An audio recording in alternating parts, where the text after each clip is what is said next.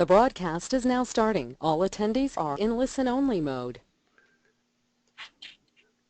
Happy New Year. Welcome to this webinar. My name is Bill Baker. I'm a Firestorm, and we're pleased to have you joining us for this number one in the series for 2017 of the Crisis Coach Webinar Group.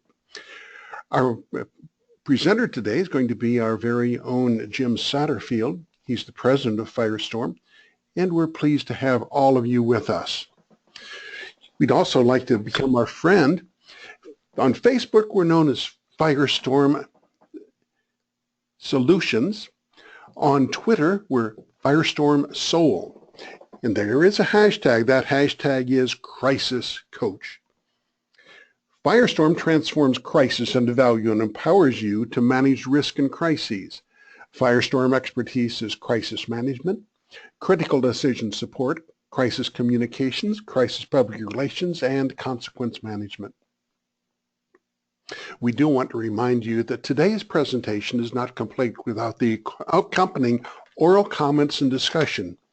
This work product should also be read in conjunction with advice from your organization's personal counsel. In addition, do not interpret this information as legal advice or legal opinion.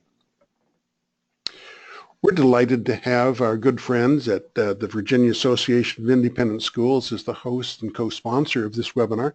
Kim Phelan is with us today. Kim, over to you for some welcoming comments.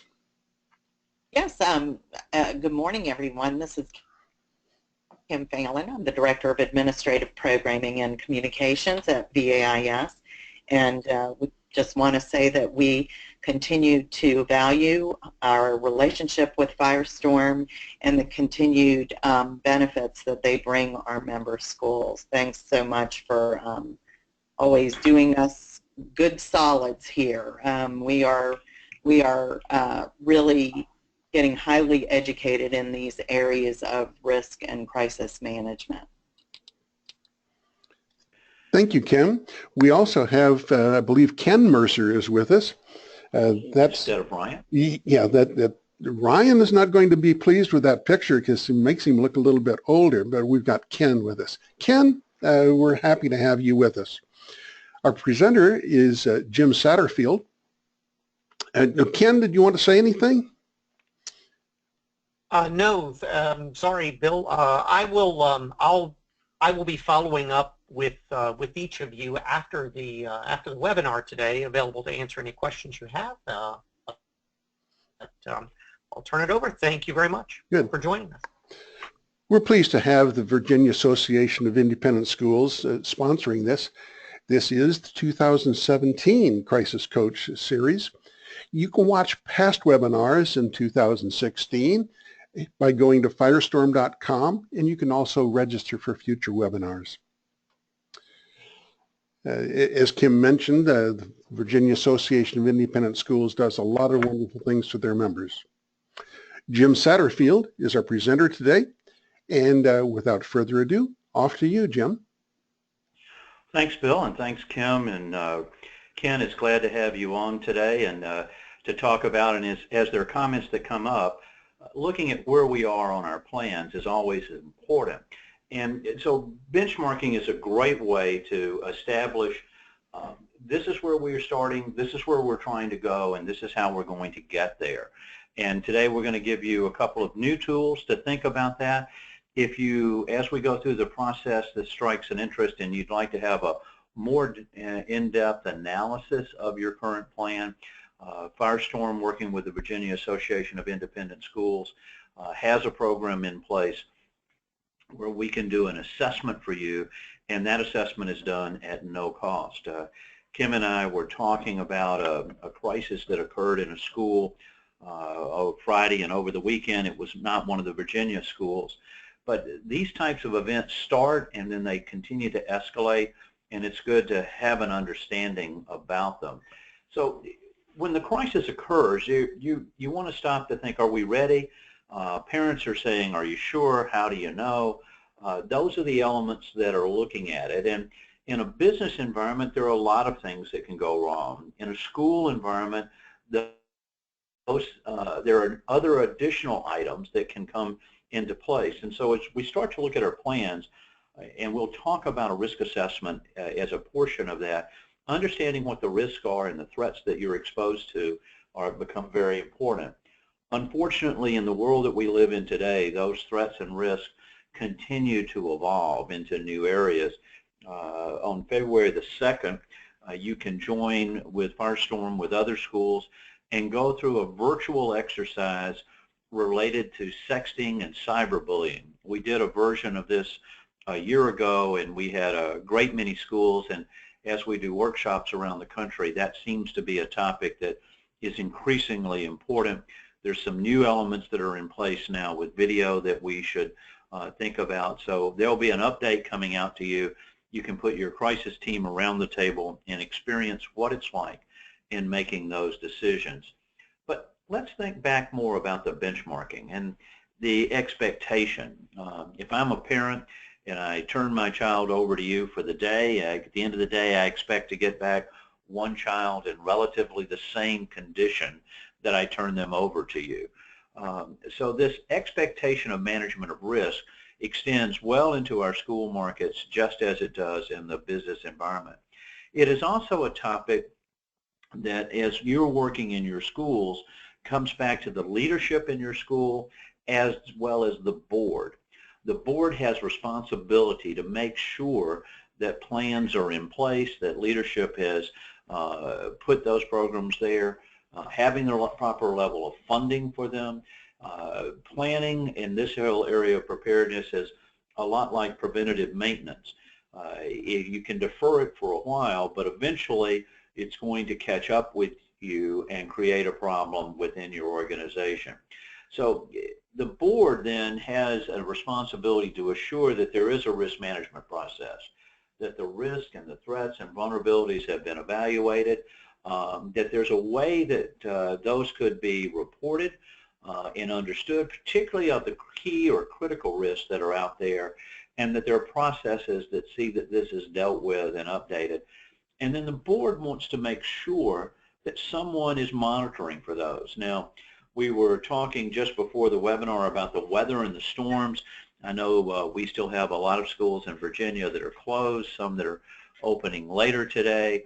And as you look at it, weather, we seem to do a great job across all of our schools across the country. Where that process seems to break down is when we look at other types of risks that are included. So why should we measure this? And it comes back to that overarching question there, are you sure? And while there's a little ruler over the side starting to look at it, we're going to talk about why measure a couple of times from different perspectives. The first, can our schools survive a disruption or a crisis? You'll hear us often say that the difference between a disruption and a disaster is your plan. And the plan won't do you any good if people don't know what's in it, what to do, and how to carry that forward. And we'll give you some tips on evaluating that, and particularly a new strategy to potentially use some of your newest staff to help you look in each of those areas. What do you need to improve on? Do your plans align and follow best practices? In reviewing the crisis over the weekend, background checks became a particular problem for a school, or in fact the lack thereof or the completeness thereof was an issue. So how do those things get done? How do they come together? So stopping in January, when we think about a new year and objectives, I always have an objective to try to lose weight, and I do a wonderful job during the year because I can find all the weight that I have lost within that year. It seems to continue to keep coming back as we move forward. But continuing on it, then we really need to build a map. We've got to figure out, where are we starting, where are we trying to get to, and how do we best get there? So it's the starting point, it's the distance. What do you do if something breaks down? What's our backup plan? What's our alternative route? And it gives us a progress measurement, so that as you're talking to your parents, that you can clearly say to them, this is where we are, this is where we're going, and this is how we're going to get there in that process. So measuring it, we can look at roles and responsibilities. You see again a statement here about alignment to best practices. whether it's a compass or a protractor there on the screen.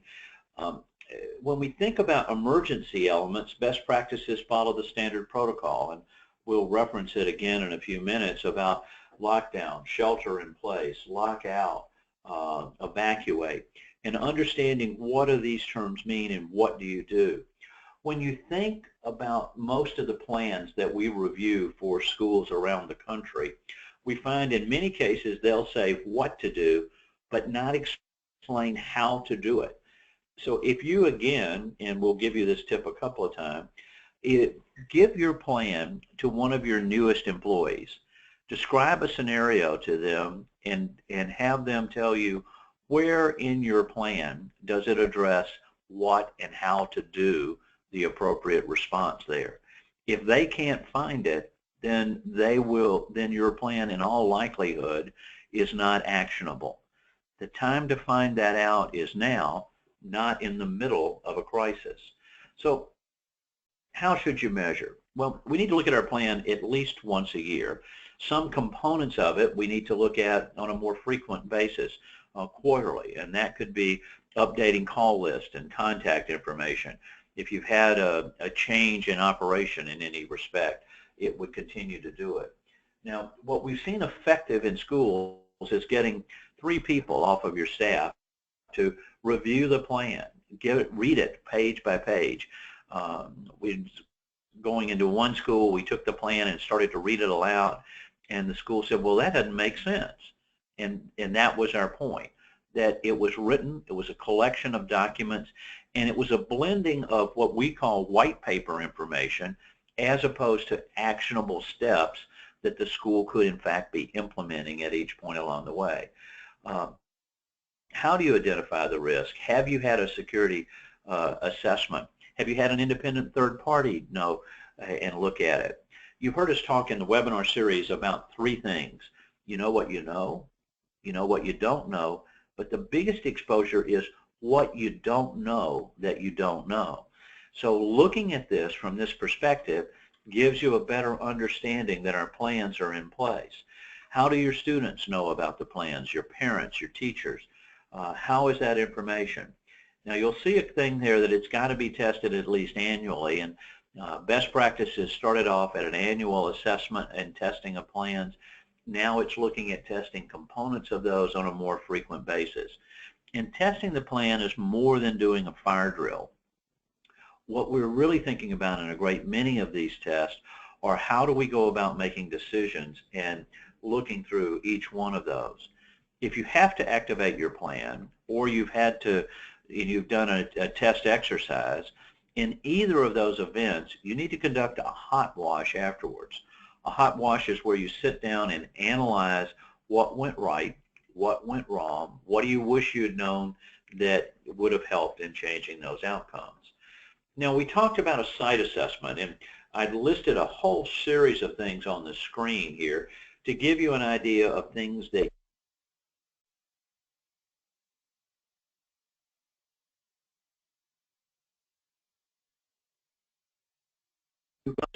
you have are around access and physical security. And as you go through them, do you have public announcements, access controls? Do your classrooms lock from the inside? Do you keep your outdoors locked during the school day? Lighting, it's important if you do this assessment, do it during the day and then do another assessment in the evening, because that will identify additional vulnerabilities and threats. The assessment, as you see, blends not only the physical aspects, but an integration with the policies and procedures that you have in hand. Now, measure against. We recommend that there's a program framework. This is what we're attempting to accomplish in our school. Here's how we're structured. Here are our teams. We have an administrator on duty, and I'll talk more about that title in a minute. We have done a risk assessment. We update it in this way on a regular basis. We have a violence program in place where we identify the behaviors of concern before they escalate to violence. We have a monitoring program so that we're sure that those individuals who are at risk or pose risk that we've identified. Here's what we're doing from a security standpoint. There's been a lot of discussion, particularly over events that have occurred recently around guns in school and arming security. That's a significant decision that requires board-level involvement. If you decide to go that direction, the plans become much more complex in talking in those areas, notification and communication. So there's a lot of things about looking at seeing where your plan addresses these topics and how it's addressed. So we're going to give you a tool today that allows you to start to evaluate it. And there are a couple of different approaches, and I'm going to list them as we go through, and then you can look at it. As I give you the elements that need to be in your plan, a D would say it's documented, well documented, and aligns with best practices. V means it's verbally in place, there's no documentation, but yet it aligns in best practice. Hey, this is what we do, everybody knows that. I is it's incomplete, it needs improvement, it lacks some essential details, and U says it's not in place, there's no evidence found in the program. Obviously, if you get that last grade, there's some particular concerns within your school. So we're looking here to try to look at the concept around completeness. Every school in America has some type of a plan today. Those vary in quality greatly from school to school, and you can do this initial evaluation, and it will tell you where you need to spend more time. Similarly, if you need help in doing that, Firestorm is prepared to do so, and that's part of the follow-up that Ken talked about, that he can reach back out to your school. Because getting a report that shows where you are relative to standards and best practices could be a great guide to help the board with these decisions. Here's some further clarification around documented, and you'll see here we call out the standard response protocol that's being used in schools, and then I put that up on the screen next just in case you're clearly looking at it. It does interface with an incident command structure, but it uses common terminology: lockdown, lockout, evacuate, and shelter. We've seen problems in schools where they try to be clever with their statements. Evacuate in one was Colts Stampede. Their school symbol was the Colts, and so they used Stampede as an evacuation command. You don't want to have someone have to stop and think in a crisis, what does that mean? In doing an assessment in a school, I was walking around and there was an announcement about there was a code orange, and I turned to the person that was giving me the tour and said, what does that mean? And their response was, well, I'm not sure. So if you use unclear phrases and words, it's going to make your plans much more difficult to execute and carry forward. This standard response protocol is, the last time I looked, it was in 5,000 schools. I bet if I go back now and do an update on that, that number is going to continue to go up. But if you've never looked at the iloveyoguys.org, that's a great nonprofit site that gives a lot more detail around the standard protocol. So I brought up some of the same concepts here with the incomplete or the undocumented, and instead of the last, I even created it a revised, if that helps you soften the blow a little bit as we look at where your plans are. So what I'm going to do now is break down all of the components that need to be in place today on your plans. There's 2 pages here, so we'll look at the first 12 and then we'll look at the last group. And at the end of the webinar today, we will confirm for you that there is a briefing, there is a paper that you can download that will give you this information, and you can utilize it as you start to look through it. So we'll take each component, explain it, and then use the columns that are there as you start to fill in. Is there a board policy around preparedness, around safety, around security, around continuity of operation? If there is a formal written policy, is it there? Where is it? Have the people been trained and tested on it? And by the way, doing an exercise at the board level is extremely helpful, because then you don't get interference from the board in the crisis that you're trying to manage. Is there a framework document that explains this is how we're structured? We're going to have this team and this organization. Here are the tools that we have in place and how it's going to be put in play, how it's going to be functioned. Is it complete? Where is it? It's located in a binder. It's located on our shared document site. We've trained, and we've tested it. You'll notice that in each individual area, it has to be located, trained, and tested. Is there a dedicated team that's really responsible for keeping this updated and current? Are they the team that will be making the decisions in a crisis to give us that direction? Do we have a budget?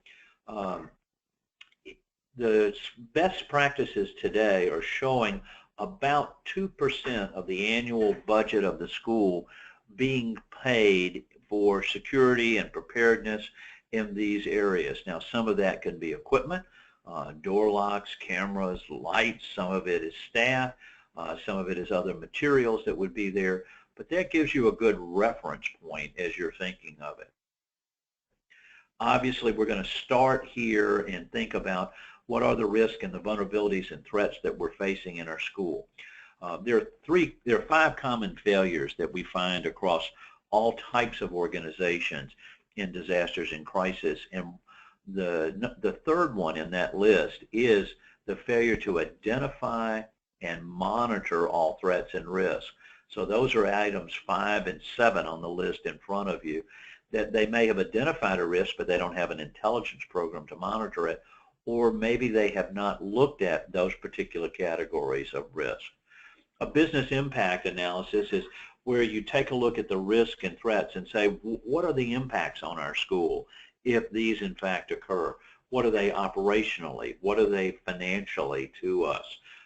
In looking at communicable illness, if you had to close the school, are you refunding tuition? Understanding the elements that are associated there becomes very, very critical.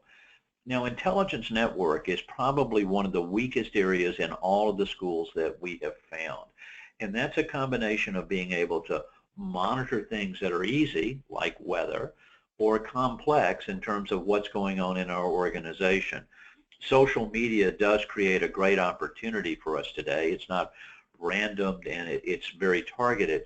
And if you're monitoring comments, many times we're able to identify behaviors of concern before they escalate to violence. The crisis that we responded to this weekend in a school, there were postings of a video up on the website that parents became aware of before the school leadership. And it indicated that there was significant issues going on within the school. Now, during the school day, we recommend an administrator on duty strategy where there's a separate cell phone that has a number, and if I'm the person today, then I'm keeping that phone. If you're taking over because I've got to run to a conference or I'm out today, you have the phone. The advantage of that is that whenever that phone rings, you know it's going to be answered. And that helps with our programs during the day and the evenings and weekends. It gives a clear line of authority so that you get that information immediately and there's no delay. Those, again, are best practices as we look at it. An event activation matrix talks about what are the various things that can happen, how do we divide those into series of escalations, guarded, elevated, and severe, and defining them in things that you can measure and see. If all of our teachers and all of our staff are familiar with those, then we don't run the risk of something happening and us not being aware. Crisis management and part of this overall program is having a structure in which we're going to make decisions in a crisis. If this happens, what are we going to do? What are we going to say? And laying out those details around it from a strategic element and who's involved in it. You can't have a crisis management team with 20 people on it. It's the key central leadership within it. Emergency response of all of the areas that we're looking at is generally one of the best in the school marketplace. You do fire drills, you do the lockdown types of events. I would encourage you to think about doing a lockdown with students out on the sports fields as you do that. What is your strategy and how do you implement? And again, we listed the standard protocol separately as an area to assure that you have implemented it and you're compliant with it. The next items then start to carry us on into other elements of your total program. Background checks. Today, the requirement are annual background checks on anyone that has an interface opportunity with students. Not only teachers, we're talking volunteers, parents, as we're looking at it. Now, doing a background check and having it checked against the federal database for felonies is good. That gives you a good reference point. But you also need to make sure your background checks include analysis of misdemeanors and what's at the county courthouse.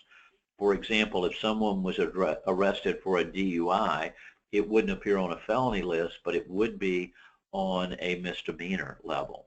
So if you don't check that local county level, you're going to miss that type of information. If you don't do it annually, someone who was fine when they were hired 3 years ago maybe has developed a problem, and this is your one opportunity to get to know that. Anonymous reporting. We've seen a significant change in this over the last decade. Used to be, as you think about anonymous reporting, it'd be a phone number you would call in and leave a tip. My generation would probably think of that approach. What we're seeing now is our young people are addicted to their phones, and so you need to have a program that provides anonymous text messaging, the ability for anyone to send a text and give you that information. And it can be anonymous, and it can even be two-way and remain anonymous.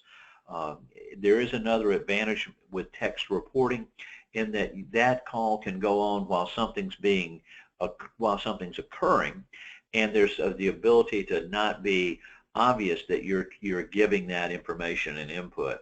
If you don't have anonymous reporting, that's another gap within your program. Now, behaviors of concern, it's easy to see when the fight starts. It's easy to understand when the gun walks through the front door of the school. But what's the behavior signs that you can see early on that would indicate that there's a problem that's happening with this young person, that there's domestic abuse in the family, that they're the victim of being bullied? By the way, we're seeing historically that the active shooters are coming from the people who were bullied, not the bullier. It's like the old Popeye the Sailor cartoon, where Popeye has finally had all he can stands and he can't stands no more, and he eats the spinach and then proceeds to attack. So looking at that program, the Firestorm program here that's available to you because of your affiliation with the Virginia Association of Independent Schools, is Behavioral Risk Threat Assessment. The acronym is BERTHA, B-E-R-T-H-A. And if that's a program that you would like to put into your school, Firestorm, in conjunction with the Virginia Association, has agreed to waive the license fee for the first year for you to start that program. I would encourage you, when you touch base with Ken, to think about those areas. Crisis communications, what are your messages? You obviously are under great restrictions of what you can communicate. You can't talk to one parent about someone else's child. You have to have the ability to communicate directly in those areas. And in many cases, we're not going to be able to talk about the specifics of what are occurring. So there are different communications at each point along the way. And the advantage of having this program in place in advance is you can think about what your messages are before they're needed. That's called message mapping. And a message map would have, here's the question, here's the target audience, here's my first answer, my second, and my third. We can think about things that could happen to us at our school. We could have the death of a student. We could have had an accident on a field trip. We could have had allegations of bullying or sexual molestation. What would you say? Who would be responsible for delivering that message? We'll probably, during the course of the year, do a whole session just on that area. Communicable illness is a threat that we all see. We certainly had the alarms that rang out over the summer with the Zika virus.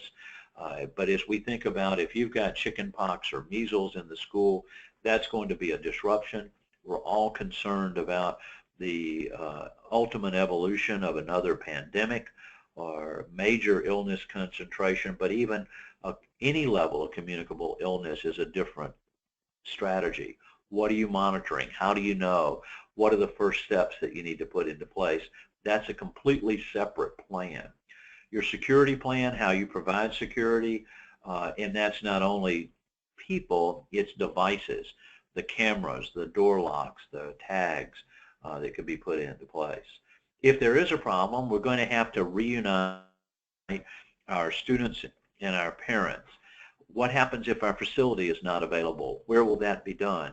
How will it be set up? How do you monitor the flow of people that are coming in to find their child? You need to first validate that they have the right to pick up that child. Then you separate it into those who have children that have been injured, or even worse, who have died. You're not going to tell one parent in front of another whether their child is alive or dead. If you haven't thought through your reunification program, you want to think about that now, not wait until there's an actual event that you must address. How we train our people, how do we know that they understand what to do? And we've got lots of audiences here. We have our students, we have our teachers, we have our staff, we have our parents. We want them to know what we're going to do and how we're going to do it, and then testing it. And on our call today is Linda Lawn. Linda is our new EVP at Firestorm, and she was pointing out this whole evolution of exercising plans and the frequency and familiarization of that and how important that becomes. I mentioned hot wash earlier. You could call it an active, an after-event review. There's a term that I love called walk the cat back.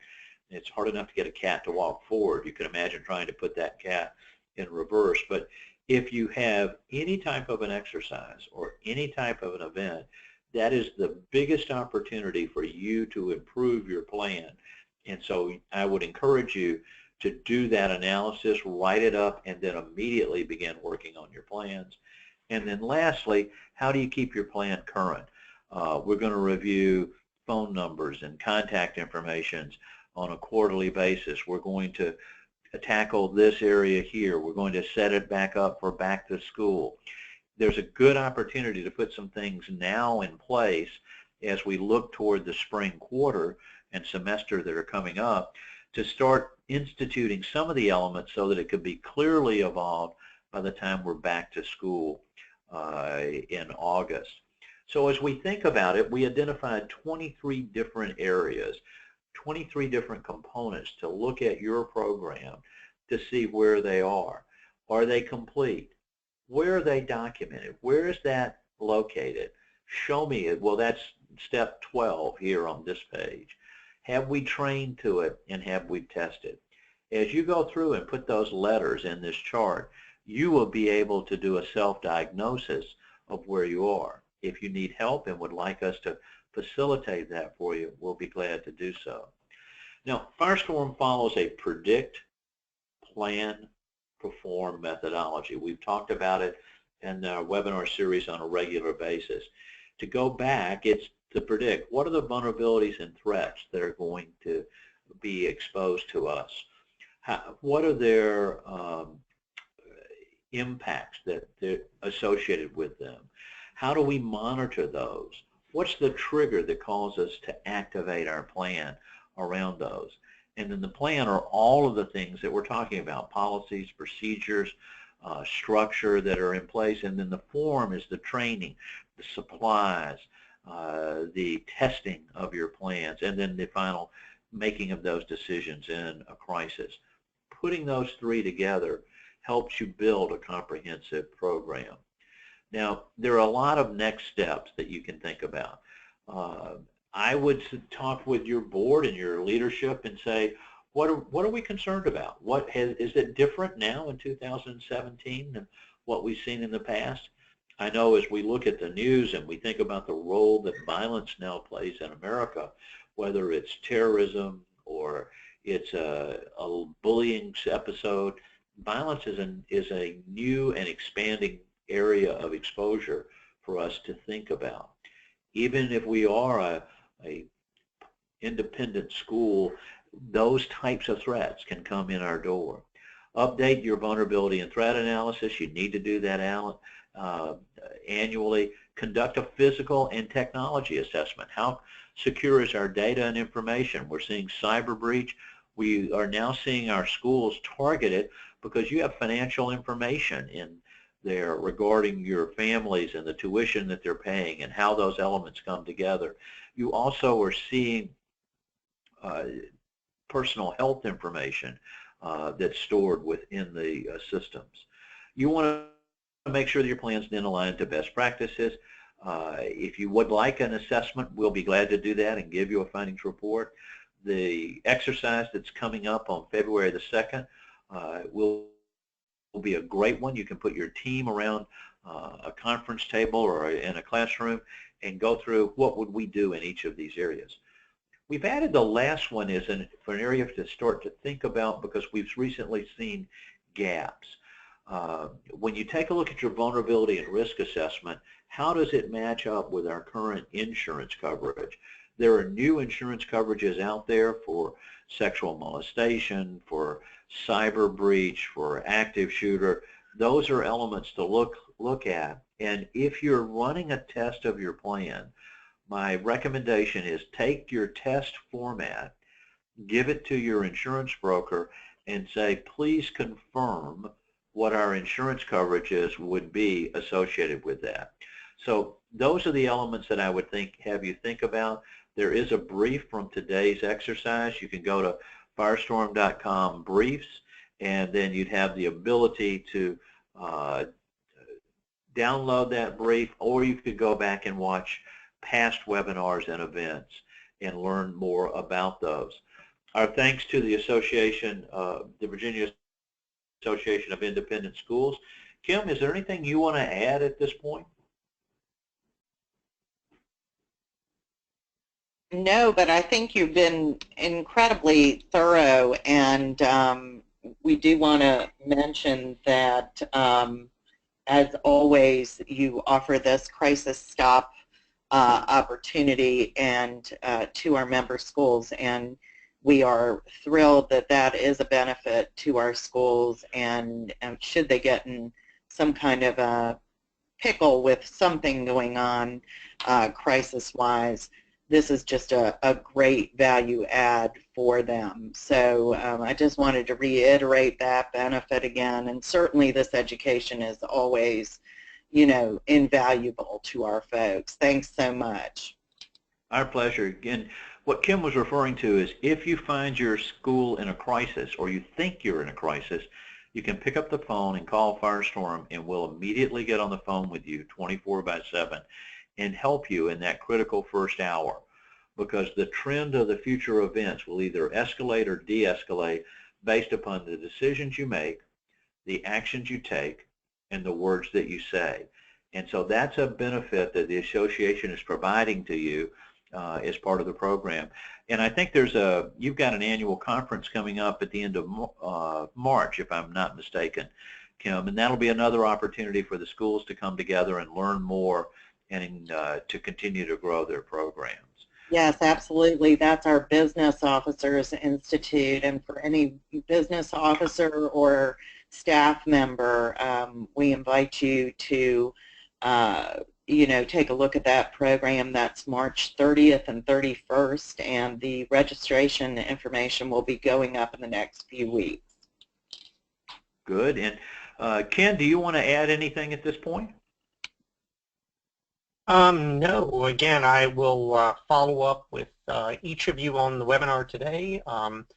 I'd be happy to discuss the topic of today, or if you want some more information about the assessment that is available, again, sponsored by the association as a benefit to its members. So any questions, I'll be happy. You'll have my email soon, and I'll be happy to talk to you. Thank you. Thanks, Ken, and thanks, Kim. We appreciate your time today and making this available. And we've enjoyed our relationship with the Virginia Association now for an extended period. There's an Irish blessing or an Irish curse, and it's a function of, I guess, which side of it you're looking at. And it goes something like, may you live in interesting times. When we see what's going on around us in the world today, the challenges are great, and they continue to come closer and closer to home. We just had the shootings in the airport in Florida, and from an individual who had been troubled at multiple points in his life. We're seeing violence being viewed as a solution to problems. And as we look at what's going on, we can say, well, we've got better students. We have a good background in what's going on within our schools, and we can deal with each of these areas. The answer is you can, but you're going to find yourself continually stressed, continually tested as the year evolves. Whether your plans align to standards or best practices can make a major difference. There's a common theme in any crisis. If you're explaining, you're losing. So if you haven't taken the time to evaluate, do our plans align, where are we relative to standards and best practices, you're going to find yourself in a difficult position trying to explain to a parent why we didn't do some things. No one understands a budget as a limitation on why their child isn't safe. That's an important element. I thank you for what you do each and every day, how you're helping our young people grow academically, morally, physically, spiritually, in each and every area. You make a significant difference in their lives. This is as an important program as any other within your school. If you don't emphasize it, you're going to find yourself at a significant disadvantage, and worse, no one wants to have to pick up the phone and call a family and say, I'm sorry, your child's not coming home today. So thank you again. We have the series will continue each month through the year, and you can get that from the Virginia Association directly. We'll send out reminder webinars for anyone that has attended this. And again, don't forget the virtual exercise coming up on February the 2nd. If you need to reach us, you can go on the web at firestorm.com. You can send us an email at webinars@firestorm.com, or finally, you can pick up the phone and call us at 800-321-2219. Thanks, everyone. Have a great day. I look forward to speaking with you again next month. And if you need anything in the meantime, don't hesitate to call. Thanks again. Good day.